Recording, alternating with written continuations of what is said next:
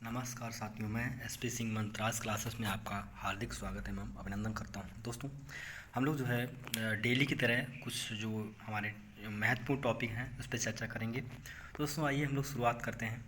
तो आज का हमारा पहला जो टॉपिक है कि प्रधानमंत्री मोदी ने दोस्तों अभी चुरू और जो हमारा बिष्णुपुर ज़िलों को जो है इन्होंने उत्कृष्टता के लिए प्रधानमंत्री पुरस्कार दिया गया उनको।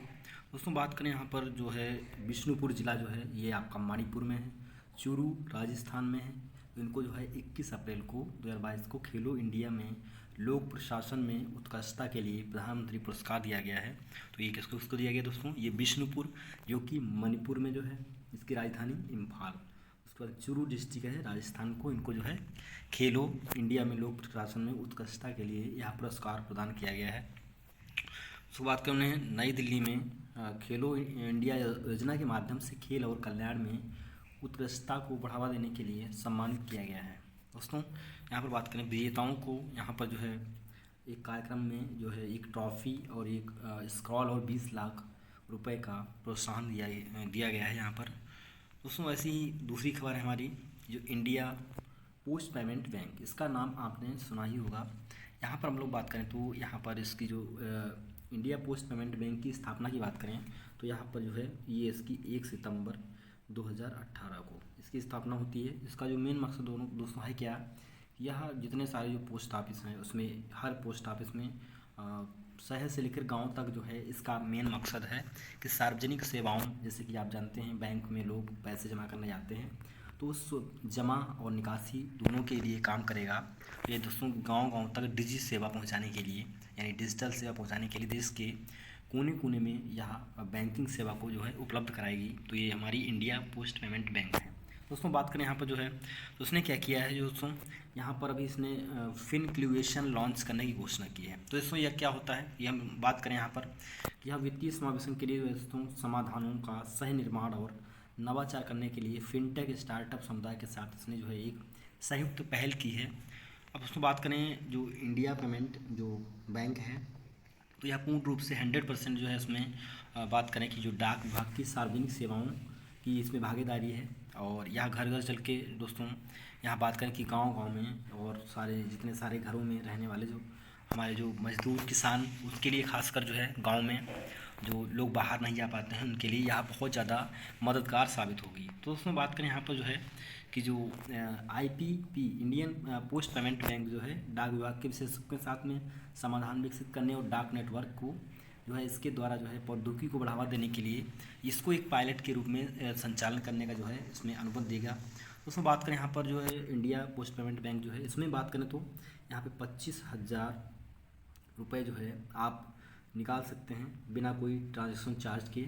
अब दोस्तों यहाँ पे अगर 25,000 से ऊपर आप ज़्यादा निकालते हैं तो यहाँ पर जो है आपको दोस्तों जो है पर हज़ार में 1.5 रुपीज़ के जो है आपको चार्ज देना पड़ सकता है। ऐसे दोस्तों बात करें जमा करने के लिए 15,000 रुपये तो जो है आप इसमें आसानी से इंडिया पोस्ट पेमेंट बैंक में आप जमा कर सकते हैं।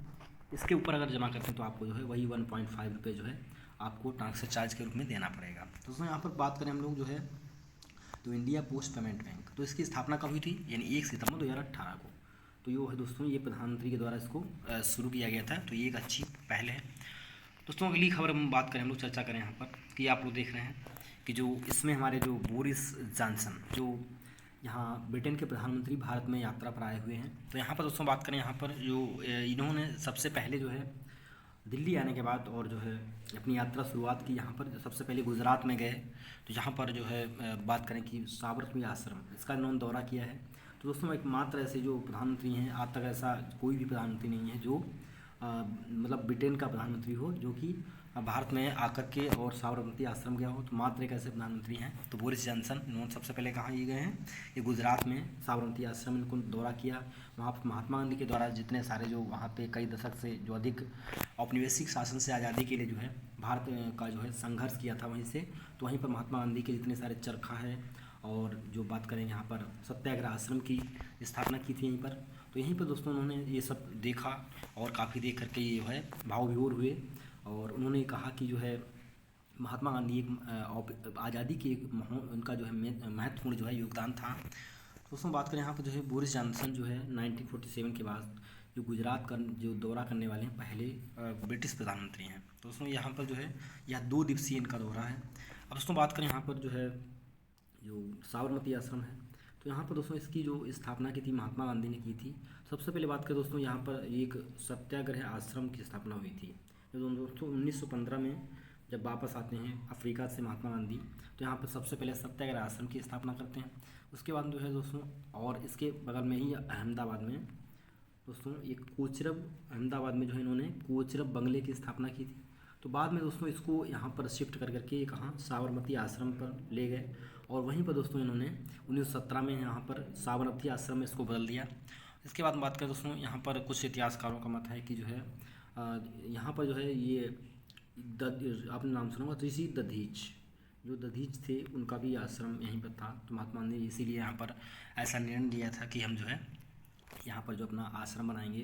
तो उसमें बात करेंगे यहाँ पर 12 मार्च, यहीं से जो है 12 मार्च 1930 को यहाँ पर जो है महात्मा गांधी ने सविनय अवज्ञा आंदोलन की शुरुआत की थी। ये भी आपको ध्यान रखना है। यहीं से दोस्तों जो है 12 मार्च को ही दांडी यात्रा की शुरुआत की थी। तो उनके साथ में दोस्तों जो है 78 जो अनुयायियों के साथ में इन्होंने अपनी यात्रा शुरू की थी और दोस्तों 300 जो आपके 75 किलोमीटर की पैदल यात्रा इन्होंने अहमदाबाद से वो कहाँ पर जो है ये आपकी जो है साबरमती के बीच में इसको जो है तय किया था। ये आपको ध्यान रखना है। तो दोस्तों यहाँ पर बात करें जो है कि यहाँ पर जो है महात्मा गांधी का बहुत ज़्यादा काफ़ी योगदान रहा है। उसके बाद दोस्तों बात करें 1933 के बाद महात्मा गांधी जो है यहाँ से जाने के बाद में उन्होंने फिर दोबारा जब तक भारत को आज़ाद नहीं करा दिया तब तक जो है वापस वहाँ पर नहीं गए हैं। तो ये भी आपको जो है काफ़ी एक अच्छी खबर थी।